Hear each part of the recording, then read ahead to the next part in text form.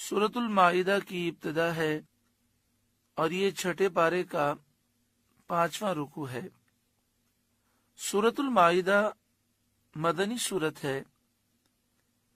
हिजरत के बाद इस सूरह मुबारक का नुज़ूल हुआ। इसकी तमाम आयतें मदीने तय्यबा में नाजिल हुई, लेकिन अल यौमा अकमलतु लकुम दीनकुम ये आयत करीमा जब सन 10 हिजरी में नबी अकरम सल्लल्लाहु अलैहि वसल्लम ने आखिरी हज फरमाया, हज्जतुल वदा फरमाया, तो मैदान अरफात में अरफा के दिन सूरत अल-माइदा की आयत अल यौमा अकमलतु लकुम दीनकुम नाजिल हुई और सैयद आलम सल्लल्लाहु अलैहि वसल्लम ने खुतबे में इसको पढ़ा। सूरत अल-माइदा में 120 आयतें हैं और 12,464 हरूफ हैं। कुरान पाक की तरतीब के एतबार से इसका नंबर 5 है और नुज़ूल के एतबार से इसका नंबर 112 है। इसमें 16 रुकू हैं। माइदा चमड़े के उस दस्तरखान को कहते हैं कि जो खाने से भरा हुआ हो। इस सूरह मुबारक में उस दस्तरखान का जिक्र है जो हजरत ईसा अलैहिस्सलाम की दुआ से आसमान से नाजिल हुआ। इस मुनासबत की वजह से इसका नाम सूरतुल माइदा है। बिस्मिल्लाहिर्रहमानिर्रहीम, अल्लाह के नाम से शुरू जो बहुत मेहरबान रहम वाला। या अय्युहल्लज़ीना आमनू, ए ईमान वालों, औफू बिल उक़ूद, अपने कौल पूरे करो, अपने वादों को, अपने आहद को पूरा करो। उक़ूद के माना में मुफस्सिरीन के चंद अक़वाल हैं। अल्लामा इब्न जरीर ने कहा कि इस आयत करीमा में अहले किताब को खिताब फरमाया गया है। माना यह है कि ए मोमिनीन अहले किताब, या अय्युहल्लज़ीना आमनू से मुराद है अहले किताब में से ए वो लोगों जो ईमान लाए हो। मैंने कुतुबे मुतक़द्दिमा में कुरान से पहली आसमानी किताबों में सैयद आलम मोहम्मद मुस्तफ़ा सल्लल्लाहु अलैहि वसल्लम पर ईमान लाने और आपकी फरमाबरदारी करने के मुतालिक जो तुमसे अहद लिए हैं वो अहद पूरे करो। यानी अल्लामा इब्न जरीर ये फरमाते हैं कि या अय्युहल्लज़ीना आमनू औफू बिल उक़ूद से मुराद ये है कि ए तौरात, इंजील, ज़बूर पर ईमान लाने वालों और ए वो लोगों जो अहले किताब में से मोमिन हो, तुमसे जो अहद लिए गए हैं नबी अकरम सल्लल्लाहु अलैहि वसल्लम पर ईमान लाने के मुतालिक और आपकी इताअत करने के मुतालिक, वो अहद तुम पूरे करो। बाद मुफस्सिरीन का कौल है कि खिताब मोमिनीन को है, यानी जो नबी अकरम सल्लल्लाहु अलैहि वसल्लम पर ईमान लाने वाले हैं, जो मुसलमान हैं, उनको खिताब है।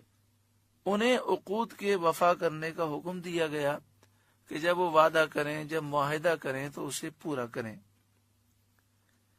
हजरत अब्दुल्ला बिन अब्बास रज़ी अल्लाह तआला अन्हुमा ने फरमाया कि इन उक़ूद से मुराद ईमान और वो अहद हैं जो हराम व हलाल के मुतालिक कुरान पाक में लिए गए। यानी हजरत अब्दुल्ला बिन अब्बास फरमाते हैं कि यहाँ ये जो फरमाया गया कि अपने उक़ूद पूरे करो, अपने मुआहिदे पूरे करो, अपने वादे पूरे करो, तो फरमाते हैं इससे मुराद ये है कि जो तुम ईमान लाए हो और हलाल और हराम के मुतालिक कुरान मजीद फ़ुरक़ान हमीद में जो बयान हुआ है और जो तुमसे अहद लिया गया है उसे पूरा करो। ایمان پر ثابت قدم رہو، اور جو حرام چیزیں ہیں ان سے دور رہو، اور حلال کو حلال سمجھو۔ بعض مفسرین کا قول ہے کہ اس میں مومنین کے باہمی معاہدے مراد ہیں، کہ مومنین آپس میں جو ایک دوسرے سے معاہدہ کرتے ہیں وہ مراد ہے۔ اور یہ ایک حقیقت ہے کہ مسلمانوں کو چاہیے کہ وہ ایمان پر قائم و دائم رہیں، حلال اور حرام کی تمیز کریں، حرام سے بچیں، حلال کو حلال سمجھیں، اور آپس میں جو وہ وعدہ کریں، جو معاہدہ کریں، اسے پورا کریں۔ اور اہل کتاب کے لیے بھی لازمی ہے کہ وہ نبی اکرم صلی اللہ علیہ وآلہ وسلم پر ایمان لائیں، اور جو انہوں نے وعدہ کیا تھا اس وعدے کو پورا کریں۔ احلت لکم بہیمۃ الانعام،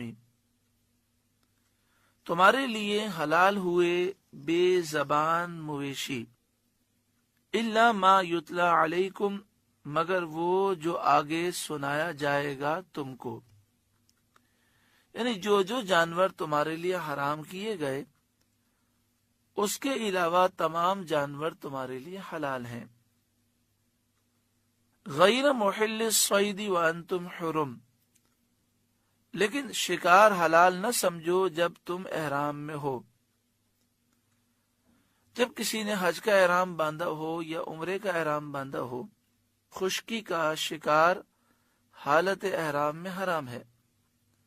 ہاں، دریائی شکار جائز ہے، جیسا کہ اس سورہ مبارکہ کے آخر میں آئے گا، یعنی مچھلیوں کا شکار حالت احرام میں کیا جا سکتا ہے، لیکن جو خشکی کے جانور ہیں، پرندے ہیں، ان کا شکار حالت احرام میں کرنا جائز نہیں۔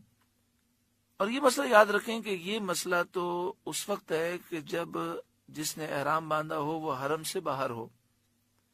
جہاں تک تعلق حرم میں، تو حدود حرم میں چاہے کسی مسلمان نے احرام باندھا ہو یا نہ باندھا ہو، حدود حرم میں شکار کا کرنا حرام ہے۔ حدود حرم سے مراد یہ کہ مکہ شریف، مسجد حرام شریف، مکہ شریف اور مکہ شریف کے ارد گرد کچھ علاقے ہیں جس کو نبی اکرم صلی اللہ علیہ وآلہ وسلم نے حرم قرار دیا۔ یہاں شکار کرنا منع ہے، چاہے حدود حرم میں جو شخص داخل ہے وہ حالت احرام میں ہو یا نہ ہو۔ حدود حرم سے باہر شکار کرنا اس وقت حرام ہے جب کوئی مسلمان حالت احرام میں ہو۔ ان اللہ یحکم ما یرید، بے شک اللہ حکم فرماتا ہے جو چاہے۔ یہاں یہ بات یاد رکھیں کہ جو پالتو جانور ہیں جیسے بکری ہے، گائے ہے، اس کو حالت احرام میں بھی ذبح کرنا جائز ہے اور حدود حرم میں بھی ذبح کرنا جائز ہے۔